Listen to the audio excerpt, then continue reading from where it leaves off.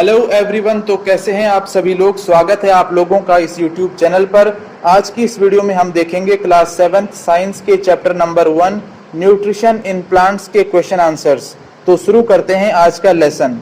तो ये है why do organisms take food, यानी ऑर्गेनिजम्स फूड क्यों खाते हैं। तो इसका आंसर होगा ऑर्गेनिजम्स टेक फूड बिकॉज, यानी ऑर्गेनिजम्स फूड खाते हैं क्योंकि इट हेल्प इन ग्रोथ, क्योंकि इससे उनकी ग्रोथ में मदद मिलती है। दूसरी बात, food provides energy for our daily activities, यानी फूड से हमें डेली एक्टिविटीज को करने के लिए एनर्जी मिलती है।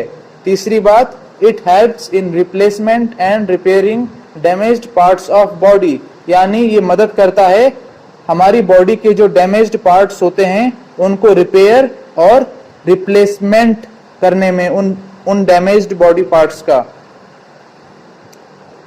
फिर है food helps in fight against diseases, यानी फूड जो होता है इससे हमें हेल्प मिलती है बीमारियों से लड़ने में, डिजीजेस से लड़ने में, ठीक है ना।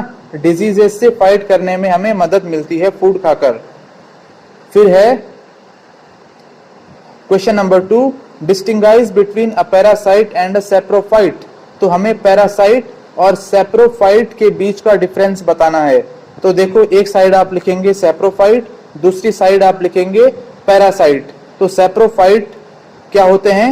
Acquire nutrients from dead and decaying matter. तो जो सैप्रोफाइट्स होते हैं ये अपने न्यूट्रिएंट्स कहां से लेते हैं? डेड यानी मरे हुए, और डिकेइंग यानी सड़ते हुए मैटर से। तो ये अपना nutrition dead and decaying matter से लेते हैं। और जो पैरासाइट्स होते हैं, तो पैरासाइट में क्या होता है? पैरासाइट्स लिव ऑन और इन अ लिविंग ऑर्गेनिज्म, यानी पैरासाइट कहां पे रहते हैं? लिविंग ऑर्गेनिज्म में रहते हैं, जिंदा ऑर्गेनिजम्स में रहते हैं, विच इज कॉल्ड होस्ट। और इस लिविंग ऑर्गेनिज्म को हम क्या कहते हैं? होस्ट कहते हैं। And get its food by harming its host, और ये अपना फूड इस होस्ट से ही लेते हैं और साथ में इसे नुकसान भी पहुंचाते हैं, इसको हार्म भी पहुंचाते हैं। तो इसके एग्जाम्पल हैं सैप्रोफाइट के फंगी, और पैरासाइट का एग्जाम्पल है राउंड वॉर्म। फिर है क्वेश्चन नंबर 3, और ये है how would you test the presence of starch in leaves. तो आप कैसे पता लगाएंगे कि लीव्स में, पत्तियों में स्टार्च है? तो इसके लिए आपको क्या करना होगा? आप क्या करेंगे? The presence of starch in leaves can be tested by iodine test. तो आयोडीन टेस्ट से आप पता लगा सकते हैं कि लीव्स में, यानी पत्तियों में स्टार्च है या नहीं। When we remove chlorophyll from leaf by boiling it in alcohol. तो जब हम क्या करते हैं? हम एक पत्ती को अल्कोहल में बॉईल करते हैं, उबालते हैं, तो जो क्लोरोफिल होता है पत्ती में वो रिमूव हो जाता है।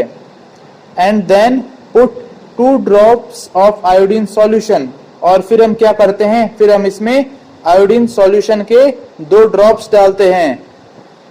It's colour change to blue indicates the presence of starch, और इसका जो रंग होता है, इसका जो कलर होता है वो ब्लू हो जाता है, और इसी से हमें पता चलता है कि जो लीफ है उसमें क्या है? स्टार्च है।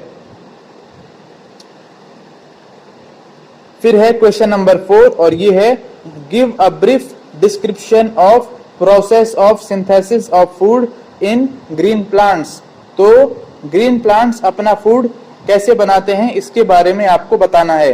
तो इसका आंसर है the green plants have chlorophyll in the leaves. जो ग्रीन प्लांट्स होते हैं उनकी लीव्स में, उनकी पत्तियों में क्लोरोफिल होता है। The leaves take carbon dioxide from air. जो लीव्स होती हैं वो एयर से क्या लेती हैं? कार्बन डाइऑक्साइड लेती हैं। And water is absorbed by roots, और वाटर जो होता है वो उनकी प्लांट्स सॉइल से एब्जॉर्ब करती हैं। फिर उसके बाद and transported to the leaves by vessels, और उनकी जो प्लांट्स होते हैं उनकी स्टेम में वेसल्स होते हैं जो रूट से इस पानी को लेकर प्लांट्स के दूसरे पार्ट्स में ट्रांसपोर्ट करते हैं। Leaves make food using carbon dioxide and water in presence of sunlight. और जो लीव्स होती हैं वो क्या करती हैं, फिर वो कार्बन डाइऑक्साइड और वाटर को यूज करके सनलाइट की प्रेजेंस में अपना फूड बनाते हैं। तो यहाँ पे ये एक शॉर्ट में एक चार्ट बनाया हुआ है। तो सबसे पहले जो प्लांट्स होते हैं वो कार्बन डाइऑक्साइड लेते हैं, फिर वाटर उनकी रूट मिट्टी से, सॉइल से एब्जॉर्ब करती है, और फिर जो लीव्स होते हैं उनमें जो क्लोरोफिल वाली सेल्स होती है वो सनलाइट की प्रेजेंस में क्या बनाती हैं, कार्बोहाइड्रेट प्लस ऑक्सीजन। और ये जो कार्बोहाइड्रेट होता है यही प्लांट्स का फूड होता है। फिर उसके बाद है 6 फिल इन द ब्लैंक्स।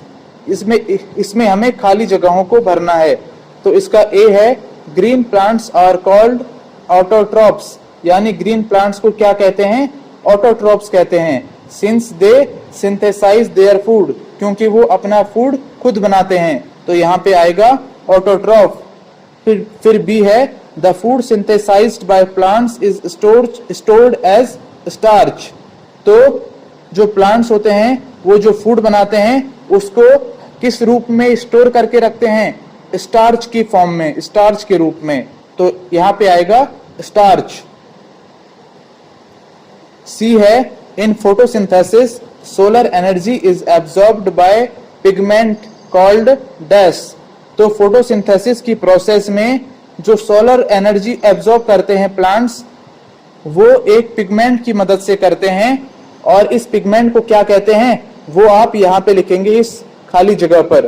तो यहां पे आएगा क्लोरोफिल। फिर डी है during photosynthesis plants take in dash and release dash gas. तो फोटोसिंथेसिस के दौरान जो प्लांट्स होते हैं वो कौन सी गैस को लेते हैं, वो लेते हैं कार्बन डाइऑक्साइड को, और कौन सी गैस को रिलीज करते हैं, ऑक्सीजन को। फिर है नेम द फॉलोइंग।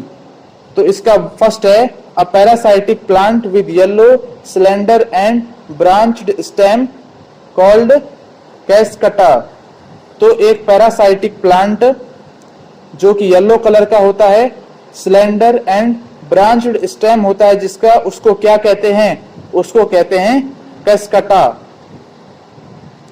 फिर है a plant that is partially autotrophic.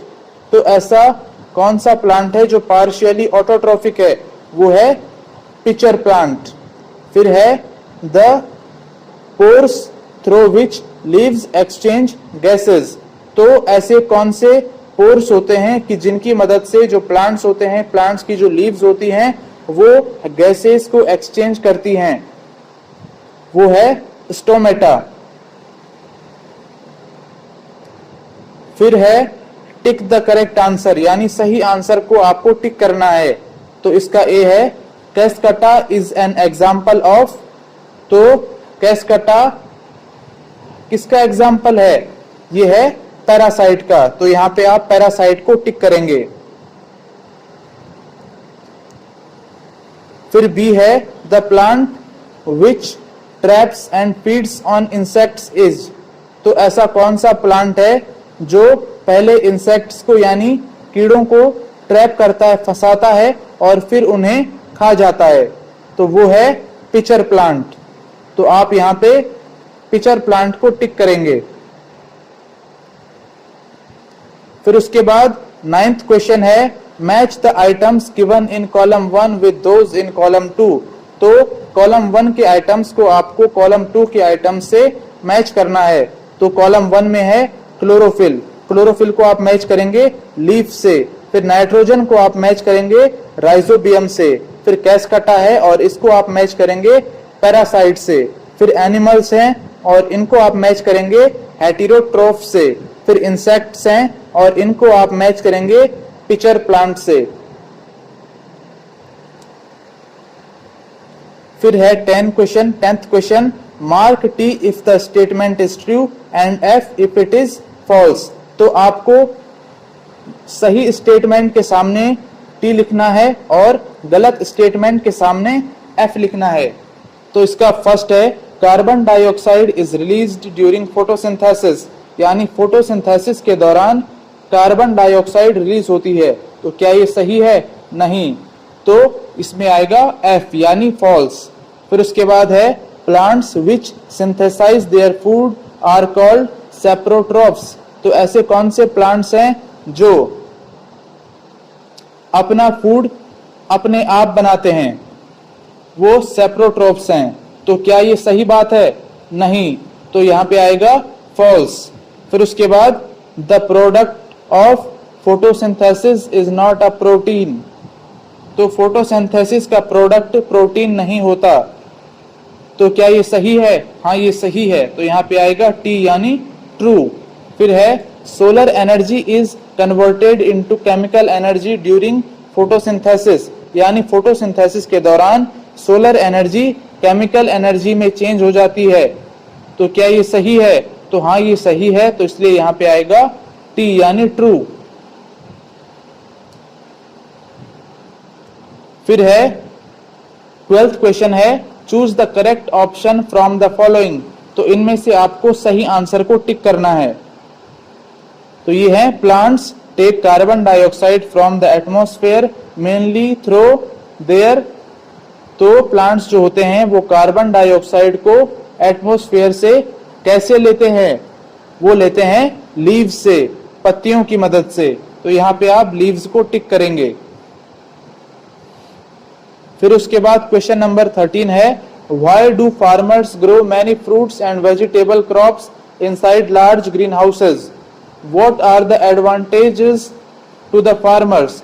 तो जो फार्मर्स होते हैं वो फ्रूट्स एंड वेजिटेबल्स को लार्ज ग्रीन हाउसेस के अंदर क्यों लगाते हैं और इससे उन्हें क्या एडवांटेजेस मिलते हैं? तो इसका आंसर होगा fruits and vegetable crops are grown in large greenhouses because जो fruits हैं और जो vegetable crops हैं इनको large greenhouses में grow किया जाता है, क्योंकि to provide suitable temperature for the growth of crops, क्योंकि ये crops की growth के लिए suitable temperature यानी सही temperature provide करता है ग्रीन हाउस। ठीक है ना? फिर है it protects crops from diseases. तो जो ग्रीन हाउस होता है वो क्रॉप्स को डिजीजेस यानी बीमारियों से बचाता है एंड एडवर्स क्लाइमेटिक कंडीशंस, और खराब क्लाइमेटिक कंडीशन से भी प्लांट्स को बचाता है, क्रॉप्स को बचाता है। It protects crop from wild and rodents. और ये जो होते हैं, ये जो ग्रीन हाउसेस होते हैं, ये क्रॉप्स को विंड यानी हवा और रोडेंट्स से बचाते हैं।